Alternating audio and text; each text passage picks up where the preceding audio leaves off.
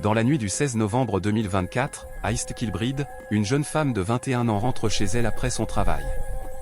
Quelques heures plus tard, son compagnon sort seul au volant de sa voiture, capuche rabattue, visage fermé. Pendant 2 jours, il envoie de faux messages à la famille, nettoie méthodiquement l'appartement, regarde du pornographie dans sa voiture, et vit entouré de l'odeur de la mort. Quand la police force enfin la porte, il découvre Phoenix sauvagement étranglé et démembré, et c'est le meurtrier lui-même qui les avait appelés, d'une voix glaciale, comme si calme qu'elle en était terrifiante. Ce n'était pas un crime passionnel.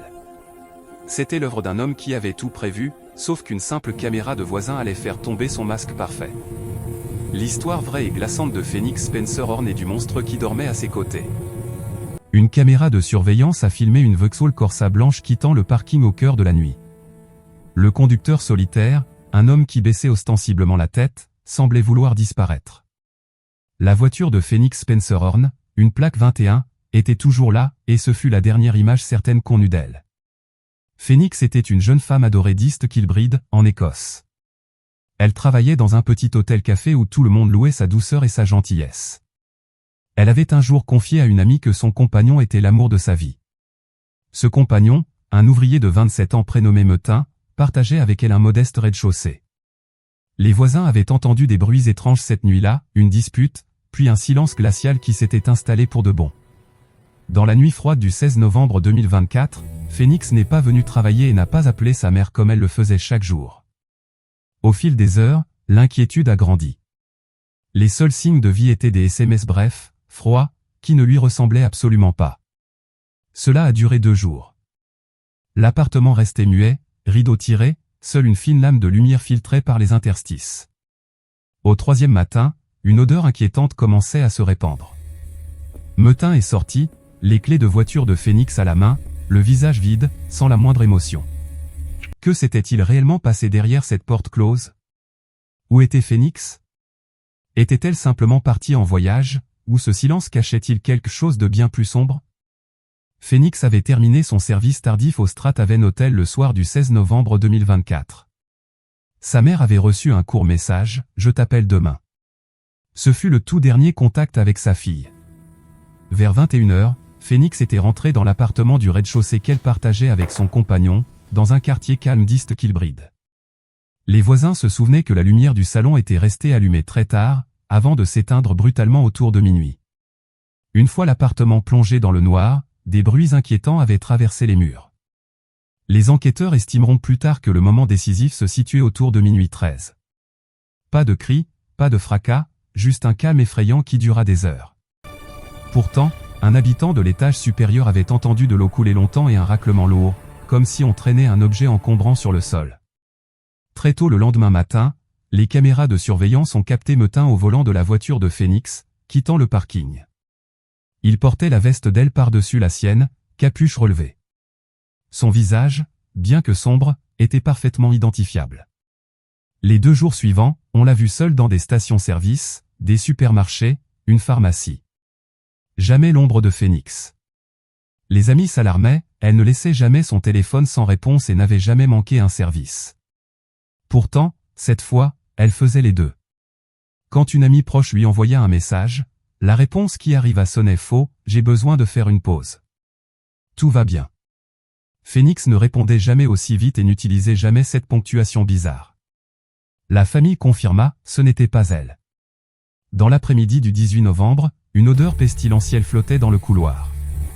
Un voisin inquiet frappa à la porte, verrouillée de l'intérieur. La tension montait dans l'immeuble quand une ambulance passa sans s'arrêter.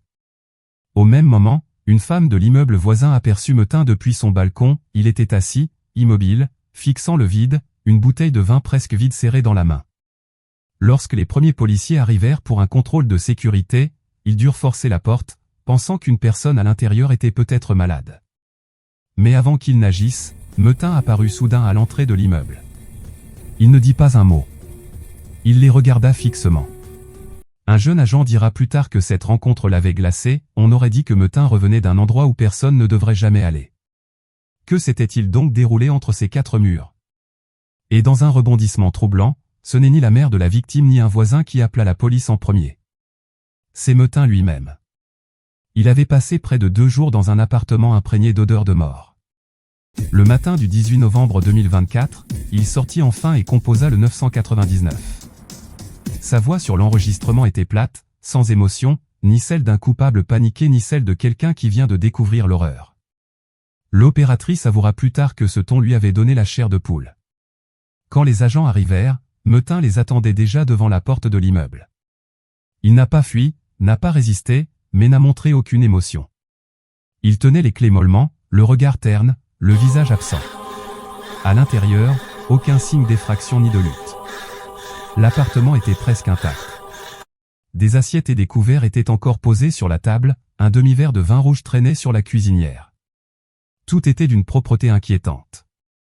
Mais cette calme illusion vola en éclats dès que les policiers entrèrent dans la chambre. Le corps de Phénix gisait sauvagement démembré sur le sol, au milieu de vêtements trempés de sang.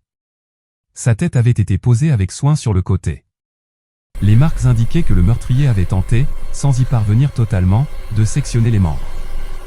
La pièce n'était même pas en désordre. La seule mare de sang visible se trouvait sous le lit. Aucune trace de traînage, aucune goutte dans le couloir. Le téléphone de Phénix était sur la table, avant de mourir, elle avait commencé à taper un message de 2 mots seulement. Terrorisée, elle n'avait jamais pu l'envoyer. Interrogé, Meuthen n'a rien livré d'utile. Il répétait qu'il ne se souvenait de rien, que sa tête était embrumée. Certains policiers ont d'abord pensé à une explosion liée à la drogue. Mais les relevés téléphoniques ont vite balayé cette hypothèse. Les données récupérées sur le portable de Phénix montraient une série de SMS envoyés à sa mère après sa mort, phrases hachées, espacements bizarres, ton glacial. Rien qui ressemble à Phénix. La famille l'a confirmé immédiatement.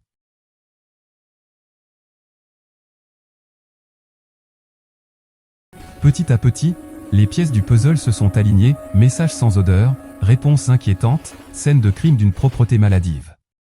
Le personnage de tueur, devenu fou, que Meuthen essayait de construire n'était pas accidentel. Tout était calculé, préparation, nettoyage, manipulation émotionnelle, timing parfait. Personne n'aurait imaginé que de simples SMS deviendraient les premiers indices révélant la vraie nature de l'homme qu'elle appelait son âme sœur. À première vue, la scène semblait étrangement paisible. Pas d'entrée forcée, pas de verre brisé, pas de meubles renversés. La chambre de Phénix était immaculée, presque trop. Et c'est précisément cette propreté qui a tout trahi. Les experts scientifiques ont vite compris qu'il ne s'agissait pas du chaos d'une dispute. L'appartement avait été récuré avec une minutie obsessionnelle, presque toutes les traces du crime avaient disparu. Seule la zone sous le lit avait été négligée, là, ils ont découvert une longue traînée de sang à peine visible sous une fine couche de poussière, dans la même direction que le corps avait été déplacé le corps. Un gant jetable en latex, qui n'appartenait pas à la victime, gisait derrière un meuble. Une forte odeur de savon récent, moins de 6 heures, flottait encore dans la salle de bain. La terrible vérité s'est peu à peu dessinée après l'autopsie. Phénix était morte vers minuit 30, étranglée avec une force telle qu'elle n'avait presque pas pu se défendre. Aucun coupure ni bleu sur les bras, aucun signe de lutte. Elle avait probablement été surprise par derrière ou était déjà inconsciente. Dans sa main, elle serrait un petit faisceau de cheveux noirs qui ne lui appartenait pas. Sous ses ongles de pied, des résidus de tissu humain correspondant à l'ADN de Meuthen. Ces indices, le gant caché, la traînée partielle de sang, la strangulation précise et propre, tout désignaient non pas un coup de folie, mais un tueur froid, méthodique, qui avait tout planifié et nettoyé avec une précision chirurgicale. Pourtant, un détail minuscule restait inexpliqué, une légère griffure au poignet gauche de Phénix. Un rien qui prendrait tout son sens plus tard. Dès le début, les policiers savaient que Meuthen était la dernière personne à avoir été en contact avec elle. Il vivait avec elle et, surtout, c'est lui qui avait appelé les autorités, un geste apparemment responsable mais d'un calme glaçant. Les enquêteurs savaient qu'une confession ne dit pas toujours toute la vérité. Ici, c'est la chronologie suspecte qui a semé le doute. Meuthen affirmait qu'il s'était disputé, qu'elle avait menacé de partir pour de bon et qu'il avait perdu le contrôle. Mais dès qu'on lui demandait l'heure exacte, il bottait en touche, tantôt très tard dans la nuit, tantôt tôt le matin. Un enquêteur remarqua ses tics, regard fuyant, lèvres humides, changement brutal de sujet, tout cela inconscient. Au lieu de le confronter directement, la police a joué la carte psychologique, lui montrant les preuves sans poser de questions trop précises.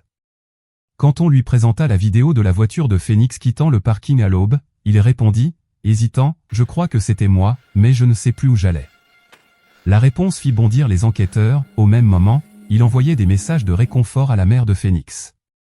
Puis vint la preuve irréfutable, Metin prétendait avoir appelé la police dès qu'il avait découvert le corps le lendemain matin. Or, dans un dossier caché de son téléphone, les policiers trouvèrent une photo du corps de Phoenix prise à 2 heures du matin. Ils savaient, il avait même immortalisé l'horreur. Les profileurs consultés conclurent que Metin ne paraissait pas vraiment choqué. Il jouait le rôle du petit ami dévasté, masquant sa culpabilité sous une couche de fausses émotions. Un vieux détective posa alors une question anodine, « As-tu vu un petit couteau pendant que tu nettoyais le sang par terre ?» Metin répondit sans réfléchir, révélant l'existence d'un couteau à manche noire dont personne n'avait jamais parlé. Le silence tomba dans la salle. Le masque commençait à se fissurer. Au même moment, les preuves scientifiques s'accumulaient. Phoenix avait été tué par derrière, ce qui expliquait l'ADN de Metin sous ses ongles. Dans une poubelle derrière l'immeuble, un sac contenait de longs cheveux correspondant à ceux de Phoenix. Aucune trace de lutte, juste un contrôle prolongé, méthodique, intense. Dans les anciens messages, Phoenix avait tenté plusieurs fois de rompre, Metin répondait par des menaces, « Si tu pars, je ne sais pas ce que je pourrais faire. » Le coup de grâce vint d'une caméra de vidéosurveillance d'un voisin âgé. À 3 heures du matin, on y voyait Metin porter un gros sac de l'appartement à sa voiture, voûté, évitant soigneusement l'objectif, contredisant totalement sa version d'un homme prostré chez lui sous le choc. La chronologie devint limpide, après avoir tué Phoenix, Metin était resté dans l'appartement, avait pris une douche, nettoyé, puis avait organisé la suite, course, faux SMS, élimination de l'arme.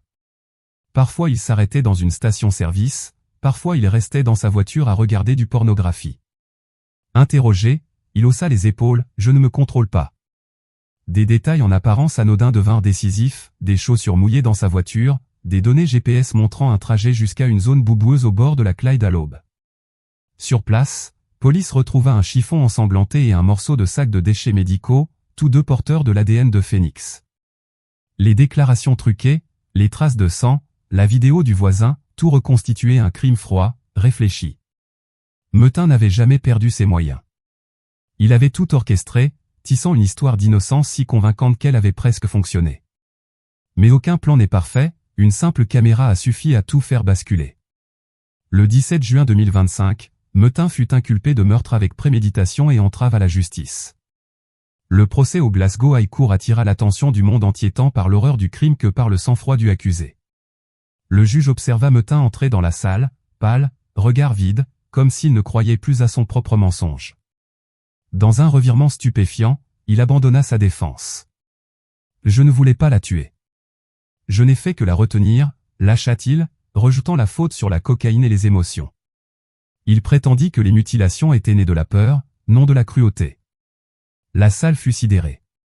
Comment expliquer qu'après un prétendu « coup de folie », il ait pu nettoyer le sang pendant des heures, envoyer de faux SMS, cacher les cheveux, puis regarder du pornographie dans sa voiture? L'accusation répondit simplement « On peut perdre le contrôle 1 minute, pas 48 heures ». Pendant tout ce temps, Metin avait l'esprit assez clair pour effacer les traces, mentir à la mère, mentir au tribunal. La défense invoqua antécédents de psychose et toxicomanie, mais la chronologie minutieuse ne laissait aucune place au doute. Et comme le rappela le procureur, la maladie mentale n'est pas une excuse pour tuer. Une amie de Phoenix vint témoigner. Elle raconta le SMS reçu quelques heures après la mort, ça ne sonnait pas du tout comme elle. C'était froid, détaché. Sa voix trembla. Ce petit détail porta le coup final. Metin baissa la tête, serra les poings, détourna le regard. Le 14 juillet 2025, le verdict tomba, prison à vie avec minimum 23 ans avant toute possibilité de libération conditionnelle. Metin n'eut aucune réaction, ni panique, ni colère, ni remords. Il accepta la sentence comme une fatalité. Du banc de la famille monta un sanglot étouffé, beaucoup pleurèrent. Certains réclamèrent la peine de mort, d'autres quittèrent la salle, incapables de supporter davantage. Une vérité reste, ôter la vie est un acte d'une cruauté absolue. Peu importe les excuses, peu importe les avis partagés, personne n'échappe aux conséquences. Phoenix Spencer Horn avait 21 ans. Un sourire éclatant, des rêves plein la tête. Des rêves fauchés nets. Sa mort n'a pas seulement éteint une vie, elle a anéanti un avenir lumineux. Sa famille, Ses amis, toute une ville porte encore le choc. Si cette affaire vous a bouleversé, n'oubliez pas le pouce bleu et l'abonnement. Nous postons une affaire criminelle chaque soir. À la prochaine, restez vigilants.